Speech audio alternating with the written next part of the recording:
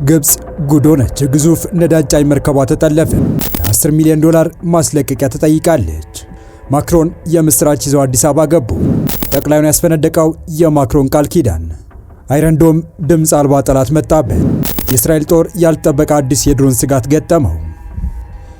የአፍሪካ ጉብኝታቸውን ለማጠናቀቅ የተቃረቡት ፕሬዝዳንት ማክሮን ትልቅ የምስራች ይዘው አዲስ አበባ ገብተዋል። ከኢትዮጵያ ጋር ከ100 ዓመታት የተሻገረ ጥብቅ ወዳጅነት ያላት ፈረንሳይ በወደቡ ጉዳይ ድጋፏ እንደምትቀጥል አረጋግጣለች።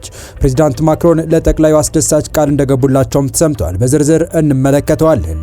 በሌላ በኩል ደግሞ ግብጽ ጉድ ተሰርታለች። ኢትዮጵያ ድርሽ እንዳትልበት ባለችው ቀይ ባህር ላይ ግዙፍ ነዳጅ ጫኝ መርከቧ በአደገኛዎቹ ፓይራይቶች መጠለፉ የተሰማ ሲሆን $10 ሚሊዮን ማስለቀቂያም ትጠይቃለች። ክስተቱ የኢትዮጵያን በቀይ ባህር ተሳትፎ ጥያቄ ውሃ የሚያነሳ አድርጎታል መባሉን ጨምሮ የእስራኤሉ የመከላከያ ጋሻ አይረንዶም የእስራኤል ጦር ያልጠበቀ አዲስ የድሮን ስጋት ገጥሟቸዋል የሚለውን አክለን ይዘን ተገኝተናል። ሰላም ውድ የሉ ዴይሊ ቤተሰቦች እንደምናላችሁ። ቻናሉን ሰብስክራይብ፣ ላይክ፣ ሼር ያደረጋችሁ እስከ መረጃዎቻችን ፍጻሜ አብራችሁን ቆዩ። በመጀመሪያም የፈረንሳይ ሪፐብሊክ ፕሬዝዳንት ለ3 ቀን ይፋዊ የሥራ ጉብኝት ኢትዮጵያ አዲስ አበባ ገብተዋል። የጠቅላይ ሚኒስትር አብይ አህመድ ፕሬዝዳንቱን በቦሌ ዓለም አቀፍ አውሮፕላን ማረፊያ ተገኝተው ተቀብለዋቸዋል። የጠቅላይ ሚኒስትሩ ባስተላለፉት የእንኳን ደህና መጡ መልእክት በኢትዮጵያ የሚያደርጉት ሶስተኛው ይፋዊ የሥራ ጉብኝቱ በፈረንሳይና ኢትዮጵያ መካከል ያለውን የጸና ወዳጅነት ጉልህ ማሳያ ነው ብለዋል። ወሳኝና ፍሬያማ በሆኑ ውይይቶች ላይ ትኩረት በምናደርግበት በዚህ ወቅት አንድ ነገር እርግጥ ነው፣ እርሱም በኢትዮጵያና በፈረንሳይ መካከል ያለው ትስስር ይበልጥ እየጠነከረ ብቻ የሚዘልቅ ነው ሲሉ አክለዋል። ፈረንሳይና ኢትዮጵያ በተለይ ባለፉት 8 ዓመታት ግንኙነታቸውን በንግድ በሳይንስና ወታደራዊ ጉዳዮች ላይ ይበልጥ ያጠናከሩ ሲሆን የፈረንሳይ መንግስት የኢትዮጵያ ባህር ኃይል መልሶ እንዲቋቋም በተደረገው ጥረት ውስጥ ባህርተኞችን በማሰልጠንና ለባህር ኃይል ሰራዊት አስፈላጊ የሆኑ የፓትሮል ጀልባዎችን ጨምሮ ወሳኝ ቁሳቁሶችን በመለገስ ከፍተኛውን እገዛ ማድረጓም የሚታወቅ ነው። የኢትዮጵያና የፈረንሳይ ዲፕሎማሲያዊ ግንኙነት ከ100 ዓመታት በላይ ያስቆጠረና በጋራ ጥቅም ላይ የቆመ ብርቱ ወዳጅነት ነው። ፈረንሳይ የኢትዮጵያን የባህር በር የማግኘት ጥያቄ አግባብነትና ሕጋዊነት በግልጽ ከሚደግፉ ሀገራት ቀዳሚዋ ስትሆን የፕሬዝዳንት ማክሮን አስተዳደር ኢትዮጵያ በሰላማዊ መንገድና በዓለም አቀፍ ሕግ መሰረት የባህር በር ለማግኘት የምታደርገውን ጥረት በሙሉ ልብ እንደሚደግፉ አረጋግጠዋል። ይህ ድጋፍ በንግግር ብቻ ሳይወሰን የኢትዮጵያን የባህር ኃይል መልሶ ለማደራጀትና አባላቱን ለማሰልጠን በሚደረገው የመከላከያ ትብብር በተግባር እየታየ ይገኛል። ሀገራቱ ያላቸው የኢኮኖሚ ትብብር ከተለምዷዊው የእርዳታ ሰጪና ተቀባይ ግንኙነት ወጥቶ ወደ ኢንቨስትመንትና የጋራ ምርታማነት ተሸጋግሯል። የፈረንሳይ ልማት ኤጀንሲ ኤኤፍዲ ለኢትዮጵያ የኤሌክትሪክ ኃይል መረብ ማዘመኛ የ80 ሚሊዮን ዩሮ ብድር የፈቀደ ሲሆን በታዳሽ ኃይልና በአረንጓዴ ኢንዱስትሪ ላይም በትኩረት እየተሰራ ይገኛል። ከታሪካዊው የላሊበላ አብያተ ክርስቲያናት ጥገና እስከ ዘመናዊ የኢኮኖሚ ስትራቴጂያዊ አጋርነት ድረስ ያለው ይህ ግንኙነት በሁለቱ ሀገራት መካከል አስተማማኝና ጠንካራ ምሰሶ መገንባቱን ያሳያል።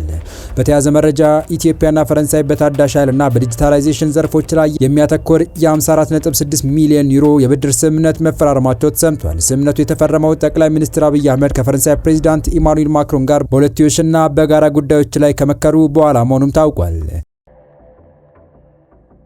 ይህ ስምምነት በዋናነት የተቀናጀና ዘላቂ ኃይልን ለማልማት እንዲሁም የዲጂታላይዜሽን ፕሮግራምን በተሟላ ሁኔታ ለመተግበር የሚውል ነው። ከገንዘብ ብድር ስምምነት በተጨማሪ ሁለቱ ሀገራት የ150 ሜጋዋት የጂኦተርማል ኃይል ለማመንጨት የሚያስችል የመንግስትና የግል አጋርነት አዲስ የማዕቀፍና የፍኖተ ካርታ ልውውጥ አድርገዋል።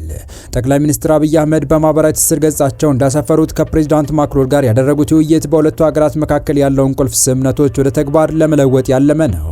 በውይይቱ ወቅትም በታዳሽ ኃይል ልማትና በቴክኖሎጂ ሽግግር ዙሪያ በጋራ ለመስራት መስማማታቸው የተገለጸ ሲሆን ፕሬዝዳንት ማክሮን ለጠቅላይ ሚኒስትር አብይ አህመድ የኢትዮጵያ የባህር በር ባለቤትነት እውን እስኪሆን ድረስ በዲፕሎማሲም ሆነ በወታደራዊ ዘርፍ የፈረንሳይ መንግስት ድጋፍና አጋርነት ተጠናክሮ እንደሚቀጥል ማረጋገጫ ቃል ኪዳን እንደገቡላቸው የ4 ኪሎ ምንጮች አረጋግጠዋል።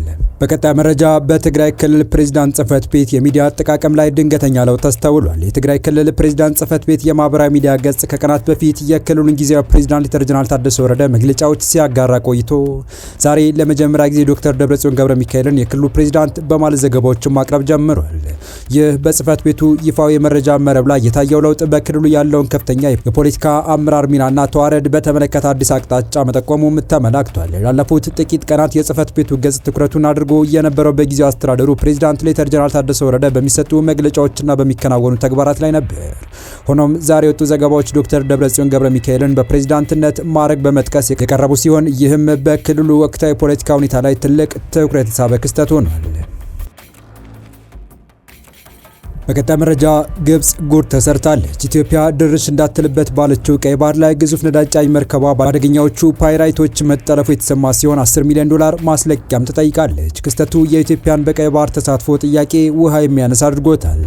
ንብረትነቱ የተባበሩት አረብ ኤሚሬትስ ኩባንያ የሆነና በግብፃውያን ባህርተኞች የሚንቀሳቀስ ኤምቲ ዩሬካ የተሰኘ ነዳጅ ጫኝ መርከብ በየመን አቅራቢያ በሶማሊያ የባህር ወንበዴዎች መጠለፉ ተሰምቷል። ይኸው ግዙፍ መርከብ ከ2800 ሜትሪክ ቶን በላይ የሆነ ናፍጣ ወደ ግብጽ ለማድረስ በተቃረበበት ወቅት ነው በጠላፊዎች እጅ የገባው። የተባበሩት አረብ ኤሚሬትስን ጨምሮ አንዳንድ የአረብ ሊግ አባል ሀገራት ጠለፋውን እየተቃወሙ ሲሆን ግብጽ የታገተው መርከብ እንዲለቀቅ ከፈለገች ለጠላፊዎች ማስለቀቂያ መክፈል እንዳለባት ተነግሯታል። በዚህ መሃል ታዲያ ትላንት $3 ሚሊዮን ማስለቀቂያ ጠይቀው የነበሩት ጠላፊዎቹ በዛሬው ዕለት ከፍ ማድረጋቸውን ሚድል ኢስት ሞኒተር ዘግቧል። እንደ ሚድል ኢስት ሞኒተር ዘገባ ከሆነ ጠላፊዎቹ መርከቡን ለመልቀቅ የሚያስፈልገውን የቤዛ ጥያቄ ከ$3 ሚሊዮን ወደ $10 ሚሊዮን ከፍ አድርገውታል ተብሏል። ከመርከበኞችና የመርከቧ ሰራተኞች ዘመዶች እንደሰጡት ገለጻ ከሆነ በመርከቡ ላይ ያለው ሁኔታ በከፍተኛ ሁኔታ እየተባባሰ መጥቷል። ከመርከብ ሰራተኞቹ መካከል አንድ የሆኑት ግብፃዊ የኢንጂነር መሐመድ ራዳ ሚስት ባለቤቷ ጋር ስልክ ባወሩበት ወቅት የባህር ወንበዴዎች በመርከቡ ላይ የታጠቁ ጠባቂዎችን ቁጥር በመጨመር የምግብና የውሃ አቅርቦትን በእጅጉ እንደገደቡባቸው ነግሩኛል ማለቷን ዘገባው አክሏል። 2800 ቶን የሚጠጋ ዲዝል የያዘው ኤምቲ ዩሬካ የተባለው መርከብ ባሳለፍነው ሳምንት በግንቦት 2 ቀን በየመን ሻባዋ ግዛት የባህር ዳርቻ በታጠቁ የሶማሊያ ባህር ወንበዴዎች የተጠለፈው። መርከቧ በመቀጠልም በፑንትላንድ ክልል አቅራቢያ ወደሚገኘው የሶማሊያ ግዛት ውሃ ክልል የተወሰደች ሲሆን በመርከቧ ውስጥም ከግብፃውያን በተጨማሪ ከህንድ የመጡ ባለሙያዎች እንደሚገኙበትም ተነግሯል። ይህ ክስተት የተከሰተው በ2026 በኤደን ባህረ ሰላጤና በሶማሊያ ባህረ ሰላጤ የባህር ላይ ወንበዴዎች እንደገና በተከሰቱበት ወቅት ሲሆን ይህም የመርከብ ጠለፋ ወንጀል መበራከት የተስፋፋው በክልሉ አለመረጋጋት፣ በቀይ ባህር ውጥረትና እየተባባሰ በመጣው ዓለም አቀፍ የኢኮኖሚ ቀውስ ሁኔታ ምክንያት ነው ተብሏል። የግብፅ የውጭ ጉዳይ ሚኒስቴር የጠለፋው ጥቃት ከተከሰተበት ጊዜ ጀምሮ ጉዳዩን እየተከታተለ መሆኑን ያሳወቀ ሲሆን የውጭ ጉዳይ ሚኒስትሩ ባድር አብድላቲ ሞቃዲሾ የሚገኘው የግብፅ ኤምባሲ ከሶማሊያ ባለስልጣናት ጋር በመተባበር መርከበኞቹ እንዲፈቱ መምሪያ እንደሰጡም ገልጿል። በሌላኛው መረጃችን የእስራኤል ጦር አዲስ የድሮን ስጋት ገጠመው። ከዩክሬን ጋር ለመተባበር እያሰበ ነው። ሂዝቦላህ በፋይበር ኦፕቲክ የሚታዘዙ አዳዲስ ድሮኖችን መጠቀም መጀመሩ በእስራኤል መከላከያ ሰራዊት አይዲኤፍ ላይ ከፍተኛ ስጋት መፍጠሩን ጀሩሳሌም ፖስት ዘግቧል። ይህ ስጋት እስራኤል በዘርፉ ሰፊ ልምድ ካላት ዩክሬን ጋር እንድትተባበር ግፊት እያደረገባት ይገኛል። እነዚህ ኤፍፒቪ ድሮኖች በፋይበር ኦፕቲክ ገመድ አማካኝነት ከኦፕሬተሩ ጋር እየተገናኙ በመሆናቸው በኤሌክትሮኒክ መዝጊያ መሳሪያዎች ለማስተናከል የማይቻልና በራዳር ለመለየት እጅግ አስቸጋሪ ናቸው።